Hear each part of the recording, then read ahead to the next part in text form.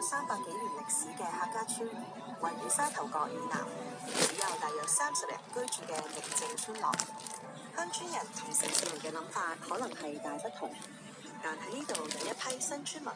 由城市搬入南涌，實踐佢哋心目中理想嘅生活模式，找尋佢哋心目中嘅快樂。因為我都係城市長大啦，咁以前真係叫做身體不提高不分，冇種過嘢，咁亦都同大自然都係覺得係一種疏離嘅感覺嘅。入咗嚟，其實南涌呢度住開始一個農耕作為一個生活嘅中心啦，我哋希望可以睇到佢點樣生長，咁然後咧知道我哋食咗落個肚度嘅係一啲咩嘅食物，同我哋係有一個點樣嘅結連，因為佢變成我哋身體一個部分。咁同埋最重要咧，其實就係話，因為同自然啊、同泥土嘅連結。加深咗之後咧，其實對人與人之間嗰種嘅覺得要建立更加密親密關係，其實咧都係一個好深嘅印象。咁同埋我自己係新村民啦嚇，咁其實都係因為喺呢度成日出入啦，咁成日都同埋翻呢度嘅原居民村民咧，其實越嚟越都熟，大家都會打招呼啊。南涌嘅大直路唔單止係村民嘅交匯點，亦都滿載住村長細亮同爸爸一齊並肩作戰嘅點滴。其實呢條路一路咧係鋪到上去有不停嘅位置嘅，啲街燈咧就一直係去到攞嘅地方咧就停咗啦。而家越嚟越多年紀大嘅村民會翻嚟村度住，咁佢哋通常就好似跟住就會出嚟行下路，咁咪當做運動啦。但係問題係，如果冇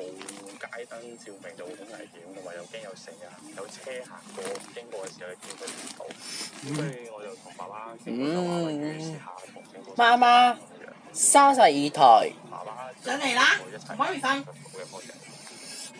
每當佢行上公署府後南涌，就有一個使命感，希望繼續守護南涌呢個傳統。其實我覺得係越嚟越媽媽唔舒服。會希望去